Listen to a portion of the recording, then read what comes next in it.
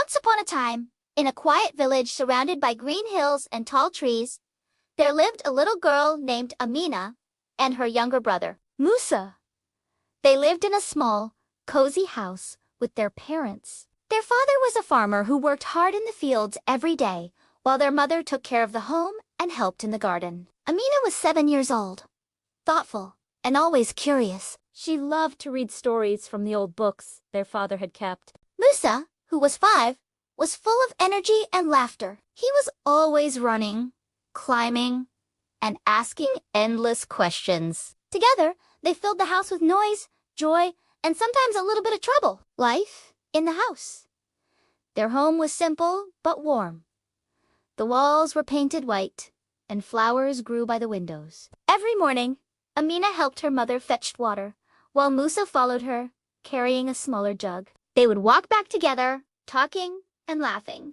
Afterward, Amina would sweep the floor while Musa tried to copy her, though he often left little piles of dust in the corners. Their parents taught them to share everything. If Musa had a mango, he was told to split it with Amina. If Amina received a sweet from a neighbor, she had to give half to her brother. At first, they sometimes argued.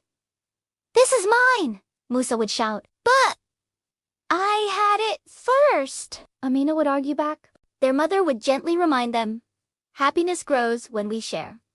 A house with love is always full." One day, Amina found a beautiful seashell on the ground. It was smooth, pearly white, and had swirls like the ocean. She wanted to keep it, but then she remembered what her mother had told them about sharing. So she called Musa, who was playing nearby. "Look, Musa, I found a treasure, but we need to break it so we can both have some." Musa looked at the shell and shook his head. "No, let's keep it whole. You can play with it, and I will take care of the garden." So they split up, and Amina spent the afternoon making houses for tiny pebbles and shells, pretending they were villagers. Musa went to the garden and started pulling out weeds. The unexpected visitor, as he worked, he saw something strange under a bush. It was a box made from woven reeds. He pushed the weeds aside and called his sister. When they both stood before the box, they wondered who had put it there. "It looks so old," Amina said. Musa wanted to open it, but Amina stopped him. "We don't know if it's safe. Maybe it's just trash," she said. Then they heard voices and hid behind the bush. 3 men were approaching, and one was limping. "That's the box," said the man with the limp. "I told you we should have buried it deeper." Another man, taller and stronger, silenced him. "We need to hide our things so no one can find them." They hid the box again and left. When they were gone, Amina and Musa approached cautiously. "What do you think is inside?" Musa whispered. Amina shook her head. "I don't know, but we shouldn't touch it," she replied. But curiosity tugged at them, and after much debate, they agreed to look inside. They opened the box and saw stacks of gold coins. Musa gasped, "So much gold! We can use it to buy lots of treats." But Amina looked troubled. How did these men get so much gold? Maybe they stole it, or it's cursed. She closed the box quickly and suggested they tell their parents about the box. At first, their parents were surprised and worried. "Where did you find this, children?" their mother asked. After they told her, she held their hands tightly. "This gold may bring us trouble. It's not ours, so we must return it." With their mother's guidance, they brought the box back to the same spot. "We have to leave it here," Amina said. "Those men might come back, and if they see that we took the gold, they could get angry." But as they were leaving, they heard footsteps. The 3 men had returned. "Quick, hide, Amina," whispered to Musa. They hid again, and this time, the men opened the box. They found out it was empty. Musa whispered to Amina.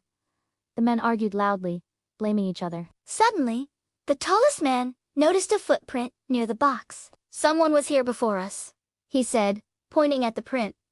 All 3 looked closely at it. "It's too small." "It's a child's footprint," one of them remarked. They began searching everywhere, and soon they found Amina and Musa hiding behind the bush. "Did you take anything from our box?" the tallest man demanded. Musa shook his head, but Amina stepped forward. "I only wanted to help," she said. Amina's gift. The men were taken aback by the girl's honesty and courage. We are very sorry, children. We didn't mean to cause you trouble. Come with us. They led the children to a small hut further into the forest. This is where we live. We are not from around here. We are travelers who have been hurt and are staying low for a while, explained the tallest man. The children apologized for taking the box. It's okay, children. We understand. In fact, we wanted to give you a gift, said the man with the limp. He opened a bag and pulled out a beautiful flute. Here you go, little ones. You can make wonderful music with it. Amina and Musa were delighted. Thank you. We will always remember you, said Amina. The travelers smiled and told them they would be leaving soon and hoped their lives would be filled with happiness. Before they went, the man with the limp gave Amina the flute. It's for you.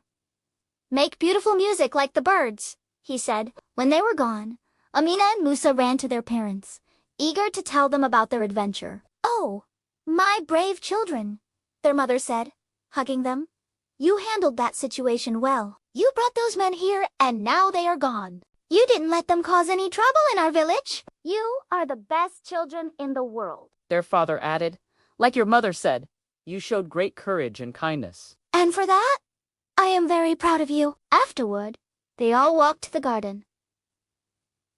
Let's plant some more beans, their father said. Amina and Musa looked at each other, remembering the box. Can we plant some guava seeds here?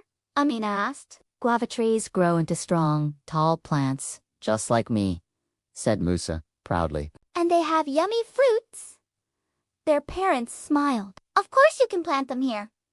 This is a good place to grow. So they planted the guava seeds, watered them, and waited. Weeks passed, and the garden became even more beautiful. The bean plants grew tall and produced many pods, and the guava tree sprouted new leaves. One day, Amina and Musa were playing near the tree when Amina noticed a tiny bud. Look, Musa, the first flower of our tree, she exclaimed. Soon, more buds appeared, turning into lovely white flowers with a sweet fragrance. The children climbed the tree and pretended to be birds, singing and flapping their arms. They continued to take care of the garden, and soon they had many guava trees. Every morning, they watered the plants and plucked fallen leaves. They shared their guava fruits with friends and neighbors, and everyone praised their tasty fruit and strong branches. One day, Amina and Musa stood by the tallest guava tree. Do you remember how we planted these? Musa asked. It seems like a long time ago, Amina replied. They both knew that growing things required patience, but the wait had been worth it. Not only did they have delicious fruits, but they also had a beautiful garden that would keep giving them gifts for years to come. And that is why Amina and Musa loved their garden so much.